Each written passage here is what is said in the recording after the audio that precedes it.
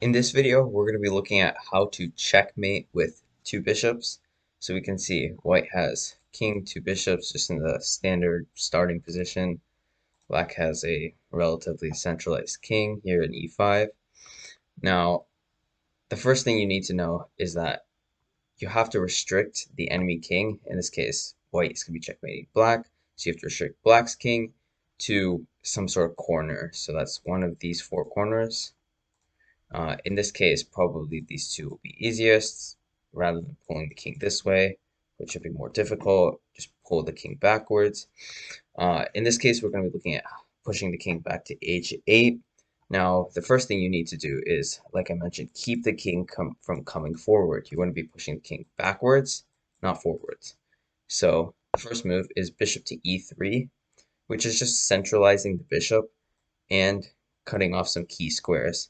Remember that the bishop has the best range when it's in the center, so you kind of want to keep it centralized. Now say black is really annoying for some weird reason, plays king to e4, attacking the bishop while also moving forward away from where you want it to go. So you just move the king up to defend the bishop, and now black is forced to move back again. They move back to e5. Now we bring in the other bishop. And now we see the main idea of how to restrict and push this king back using these two bishops as sort of a fence.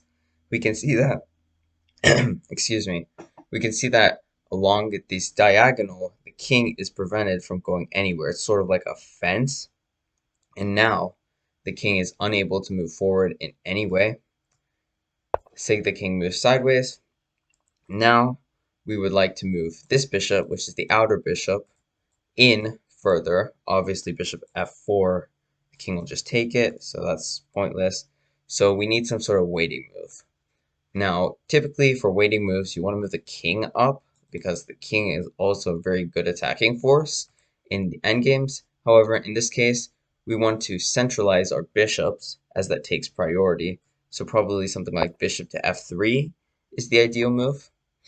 If the king moves back, now we want to move our king up. Like I said, bishop f4 is not a move because the king takes. And however, if you move your king forward to a square like d4, well, now the king can't move back. And if the king moves away, now we can play bishop to f4. And now we can see, again, the two bishops along this diagonal, they're proving powerful. As the king cannot move this way, it cannot move this way. So, say the king moves here. Again, these are like the most annoying moves physically possible. Attacking your bishop again. You just want to move your king back. Definitely never move your bishops back. You should always have your king in a good position to defend. And the thing is, if the king moves back, now we can play king to e4. And the difference is, if you go back a couple moves, over here, the king is on d4, whereas over here, the king is on e4, where it guards the f5 square.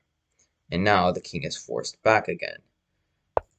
Say king goes to f6. Now we can push our bishop.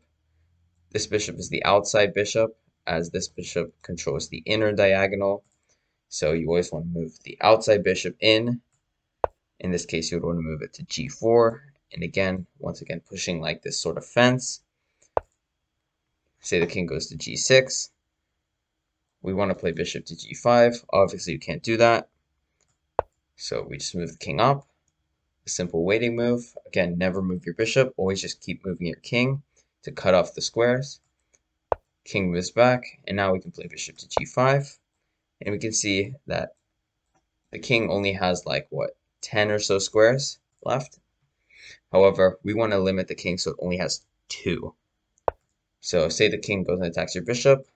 We want to bring our king back to defend. King goes back, we go up, and now the king can't go back to g6, which is very important. And say the king goes to g7. Now we can move our other bishop in, and we can see that the king only has, what, 1, 2, 3, 4, 5, 6 squares left. Sorry, this square isn't available because of the bishop, so only 5 squares left. If the enemy king goes sideways to h7, We want to just keep moving our king up. King g8, and now bishop to h6, and now we can see king only has 3 squares left, but remember we want 2. So say the king goes to h7 to protect your bishop, move your king back, king goes back, go up to g6, and now we've achieved our goal. The king can only go here and back. The king can only be on g8 or h8, based on this bishop guarding these key squares and your king covering the last 2. The black king is unable to go anywhere. And now this leads to the final stage of the checkmate, where you want to bring your bishop around and back to cover this final sort of square and limit the king so that it's only in the corner. Because remember, this bishop isn't doing anything right now because it's blocked by the king, so it's available to be moved back and around. King goes to h8, and now, just as I said, move the bishop back. King can only go to g8, and now bishop to c4. King goes here, and now the important thing is the square is now guarded. The king is only in this position. It is completely stuck, and now we can play bishop to g7, checkmate. Now, this checkmate is very important because there's a rule in chess. If there are no captures in 50 moves, no captures in 50 moves, it is a draw, meaning you have to be able to execute this checkmate in 50 moves correctly. Now, I did it in 22. You could typically do it in about 15 or so. However, you need to make sure like you don't lose a bishop, because that's automatically a draw by insufficient material. And while this checkmate doesn't happen that much, who knows? One day when you're playing in a world chess championship, I don't know, maybe this will come up, and it's important just to keep in mind and know how to properly execute checkmates like this. I hope you guys enjoyed today's video. Thanks for watching.